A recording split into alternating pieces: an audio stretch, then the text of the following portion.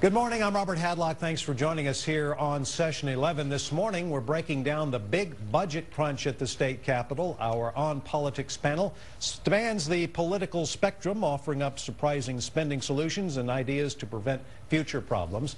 The nearly $10 billion proposed cuts to public education is rising to the top of the agenda this session.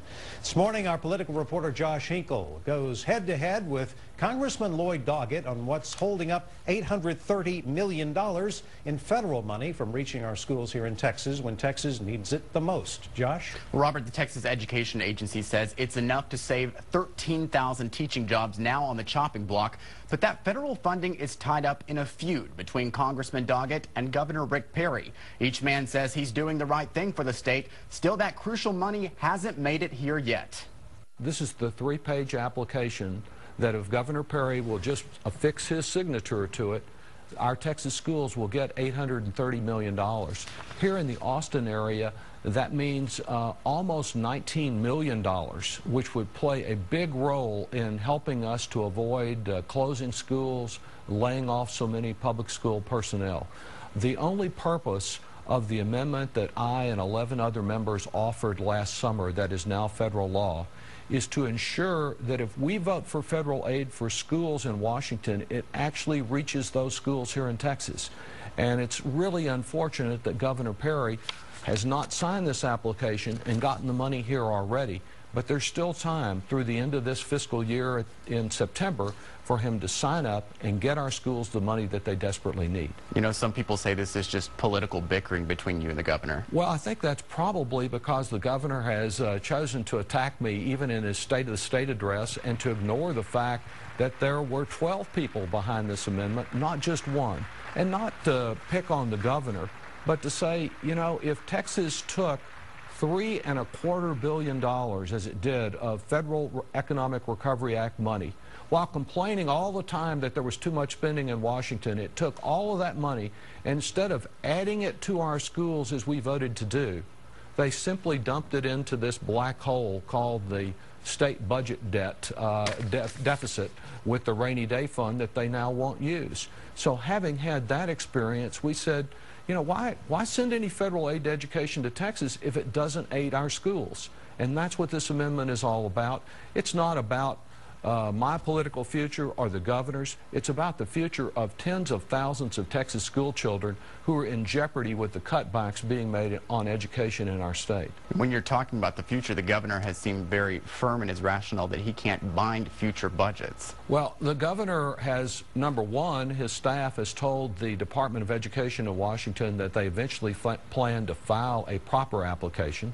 We're not asking him in signing this document really to do significantly different than he did when he applied for economic recovery funds in the first place. The legislature is in session now. There's no reason he can't consult.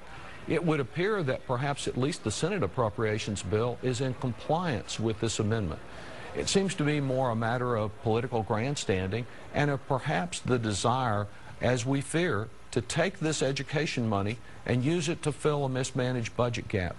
I am convinced that unless we're able to uphold this amendment, that our schools will never see a dollar of it. And we'll see the pressure continue to close schools here in Austin, which is wrong, and to lay off teachers. It's almost as if we're in a fantasy land at a time when we are competing with China, with Germany, when we need an educated workforce with expanded skills. The notion that we're talking about eliminating support for advanced placement courses, that we have to rely on 10-year-old science textbooks, that we must lay off people for early childhood learning opportunities. How will we be competitive if we make those kind of drastic cuts in education in this state? Our amendment doesn't solve all that problem, but it at least says a few more federal dollars will flow to schools to help them deal with the budget crisis they didn't create, but Governor Perry and state leadership created with these cutbacks. Members of the Republican delegation rolled back your amendment over last weekend, but you have said that it's meaningless. Why? Well, they attempted to roll it back. They've been talking ever since they voted against the proposal in the first place. Understand that if Republicans had ruled on this matter in Washington, there wouldn't be a dollar flowing to Texas or any place else. But since the dollars are flowing to 48 other states. Only Texas and one other has not gotten their money. They're saying free Governor Perry, no accountability for Governor Perry, and they've offered a repeal amendment. Last weekend, in the middle of the night, they chose not to advance the repeal amendment. It was never offered. They proposed what's called a limitation amendment to limit the monies in the bill we have up today to enforce federal law saying, Governor Perry, this money must be spent on Texas schools. Unfortunately for them, there's no money to limit in this bill. So they have not offered repeal. They have not repealed the bill. They've added some language that may just confuse a judge and perhaps jeopardize these monies should the Senate approve it. I hope the Senate will not approve it, because it really is just sign the 3 pages, Governor, and Austin schools and schools all over the state will get some relief that the state of Texas is not otherwise planning to provide them.